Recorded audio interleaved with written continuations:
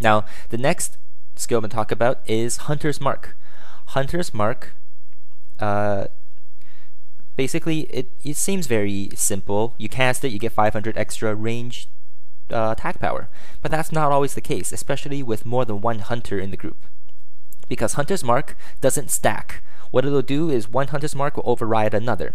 And that seems fine at first, but let's say you Hunter's Mark a mob, or a boss, another hunter overwrites yours. But when an ad comes out, that hunter overwrites the ad with a Hunter's Mark, and suddenly the boss has no longer Hunter's Mark, and every hunter in the group loses out on 500 range attack power. So you have to always make sure that Hunter's Mark is always cast on the enemy, especially the boss that you're fighting. Because being a good hunter doesn't only mean being good when you're playing yourself, but also helping out your entire group. The next tip I'm going to talk about is instant casts. Instant casts could include Arcane Shot, Serpent Sting, Aim Shot, Kill Shot, and a lot of other shots. Now, what's great about instant casts, you ask? Well, instant casts can be used while jumping, while running, and even while using disengage. Now, with instant casts, you also have to know that when, let's say you're in PvP and a rogue is chasing you, cast a concussive shot and then start running away while using only instant casts. And that way, you're still moving at full speed and they can't catch up to you and they can't do anything. You have to also know and learn strafing. Strafing is very, very important to a hunter.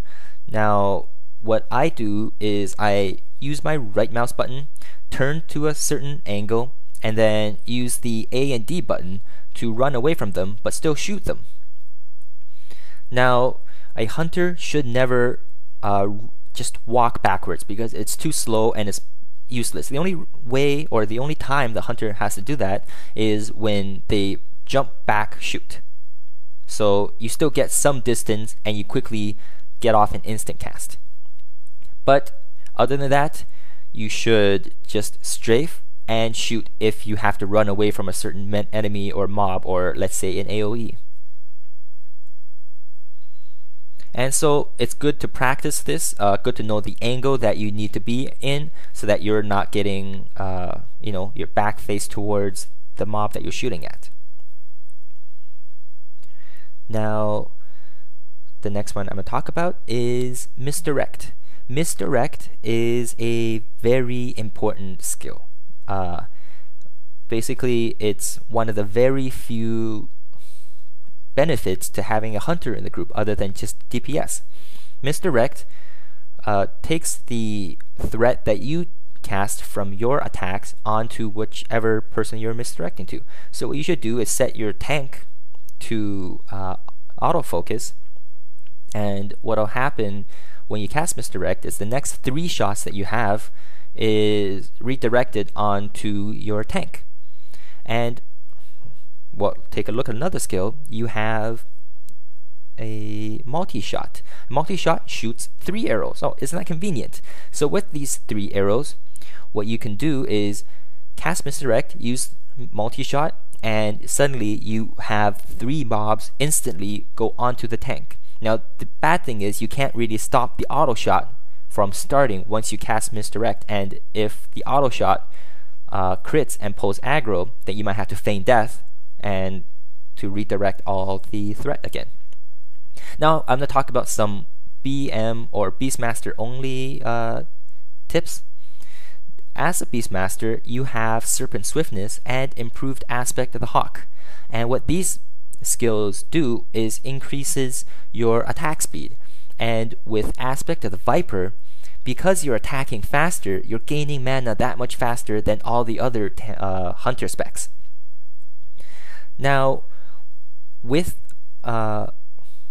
Beastmaster, sometimes you have to wait for a proc of Quick Shot. Quick Shot is what comes from Improved Aspect of the Hawk.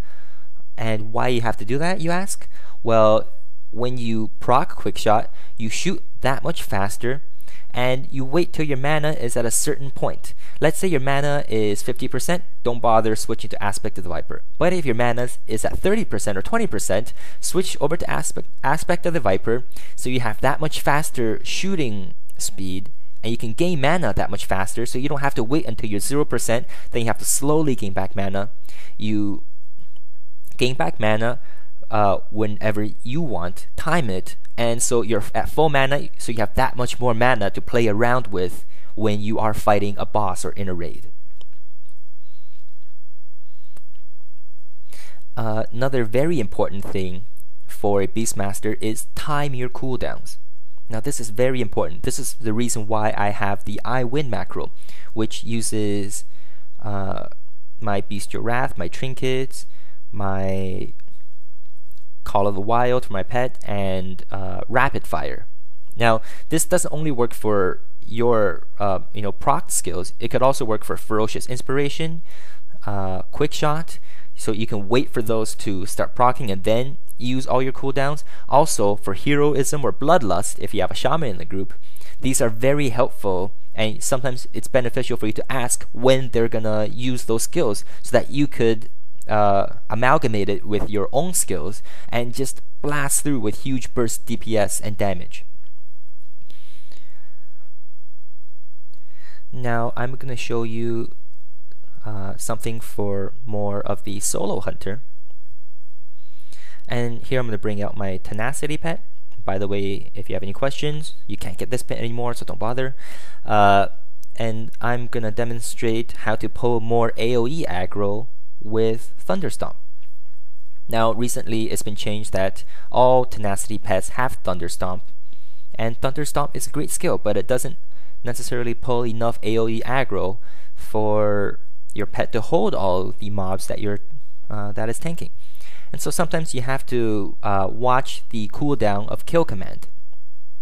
Right before your cooldown of Thunderstomp finishes, use Kill Command, and what happens is your Thunderstomp does a lot more damage, and it could suddenly hold a lot more aggro. And so that's it for some of my tips here. There are a lot more tips, and if I have any more that I can think of, I'll definitely give them to you. Just remember, I hope you use these next time you're in a raid or 5-man, and remember, practice is key. And so that's it for this video. Thank you very much for watching, and take care. Till next time.